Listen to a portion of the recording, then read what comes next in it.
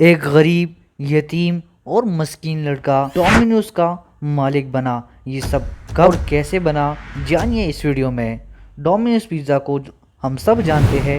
Domino's pizza کو آج سے 63 سال پہلے ایک غریب لڑکے نے شروع کیا۔ یہ 1937 کی بات ہے، جب امریکہ کے شہر این آربر میں ایک کپل رہتا تھا۔ اسی سال ان کے ہاں ایک لڑکا پیدا ہوا جس کا نام انہوں نے توماس مونیگن رکھا۔ دوستو، یہی لڑکا بعد میں ٹام مونیگن کے نام سے مشہور ہوا تھا۔ ٹام کا والد ایک ٹرک ڈرائیور تھا اور اس کی والدہ ایک نرس تھی۔ ایک سال بعد ان میاں بیوی کے گھر ایک اور لڑکا پیدا ہوا جس کا نام جیمز مونیگن رکھا۔ ٹام کی عمر جب 4 سال ہوئی تو اس کا والد کسی بیماری کی وجہ سے مر گیا اور والد کے مرنے کے بعد ان کی مالی حالت خراب ہونا شروع ہو گئی۔ ٹام کی والدہ اب اپنے بیٹوں کی صحیح سے پرورش نہیں کر پا رہی تھی۔ مجبوراً اس عورت نے اپنے دونوں بیٹوں کو ایک یتیم خانے کے حوالے کر دیا اور خود ایک نرس بننے کی تعلیم حاصل کرنا شروع ہو گئی۔ اگلے 8 سال تک یہ دونوں بھائی یتیم خانے میں ہی رہے۔ 1949 میں کی والدہ کو ایک ہاسپٹل میں اچھی نوکری مل گئی۔ اب یہ عورت اپنے بچوں کو پالنے کے قابل ہو چکی تھی۔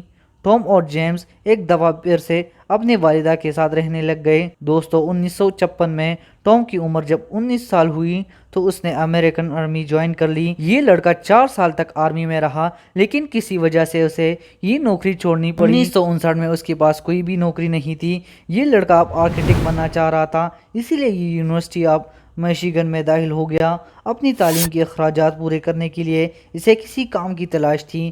اس کے چھوٹے بھائی نے اسے مشورہ دیا کہ یہ کوئی کاروبار شروع کر لے۔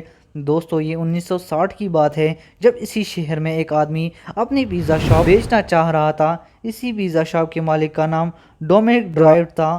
یہ پیزا شاپ ڈومینک پیزا کے نام سے چل رہی تھی۔ ٹام نے اپنے بھائی جیمز سے $900 ادھار لے کر یہ پیزا شاپ انسٹالمنٹ پر لے لی۔ ٹام چاہتا تھا کہ یہ پیزا شاپ اسی نام سے چلتی رہے، لیکن ڈومینک کو یہ بات پسند نہیں آئی۔ یہ آدمی چاہتا تھا کہ ٹام اس پیزا شاپ کے لیے اس کا نام استعمال نہ کرے۔ دوستو، ٹام پڑھائی کے ساتھ ساتھ یہ پیزا شاپ بھی چلا رہا تھا۔ یہی وجہ تھی کہ اس کاروبار کو زیادہ وقت نہیں دے پا رہا تھا۔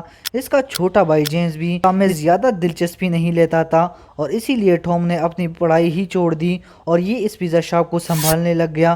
اب ٹام نے سوچا کہ اس پیزا شاپ کا نام تبدیل کرنا چاہیے۔ اس کے ایک ملازم نے اسے مشورہ دیا کہ وہ اس پیزا شاپ کا نام ڈومینوز رکھ دے۔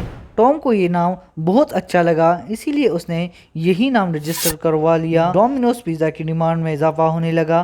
اب یہ کاروبار ٹام کی سوچ سے بھی زیادہ چل رہا تھا۔ دوستو، 1965 تک ٹام کو اتنا زیادہ منافع ہو گیا کہ اس نے 3 نئے ریسٹورنٹس اور کھول دیے۔ ڈومینوز کے لوگو پر موجود 3 ڈاٹس انہی ریسٹورنٹس کو ظاہر کرتے ہیں۔ مزید 2 سال بعد ڈومینوز کی امریکہ میں 200 اور برانچز کھل گئی۔ ٹام اپنے پیزا برانڈ کو بہتر سے بہتر بنانے لگا۔ 1983 میں ڈومینوز پیزا کی پہلی انٹرنیشنل برانچ کینیڈا میں کھولی گئی۔ دوستو، یہ پیزا برانڈ اب امریکہ سے باہر بھی پسند کیا جا رہا تھا۔ ڈومینوز کی کامیابی کا سفر یہاں نہیں رکا۔ 1989 میں ڈومینوز کی دنیا بھر میں 5000 ریسٹورنٹس بن چکے تھے۔ ٹام کے لیے یہ ایک بہت بڑی کامیابی تھی۔ 1990 سے لے کر 1997 تک ٹام نے ڈومینوز پیزا کو دنیا کے کونے کونے تک پہنچا دیا تھا۔ دوستو، 1998 میں ٹام کی عمر 61 سال ہو چکی تھی اور 30 سال کی محنت نے اسے ارب پتی بزنس مین بنا دیا۔ ایک دکان سے شروع ہونے والا یہ بزنس اب ایک کمپنی بن چکا تھا۔ اسی سال توماس مونیگن یعنی ٹام نے اپنی ریٹائرمنٹ کا اعلان کر دیا۔ اس نے ڈومینوز پیزا کے 93% شیئرز کو دیا۔ ڈومینوز پیزا کو بین کیپٹل نامی ایک کمپنی نے خریدا تھا۔ یہ پیزا برانڈ آج بھی اسی کمپنی کے انڈر دنیا بھر میں کام کر رہا ہے۔ دوستو، آج کی ویڈیو میں بس اتنا ہی۔ ملتے ہیں ایک اور نئی ویڈیو کے ساتھ۔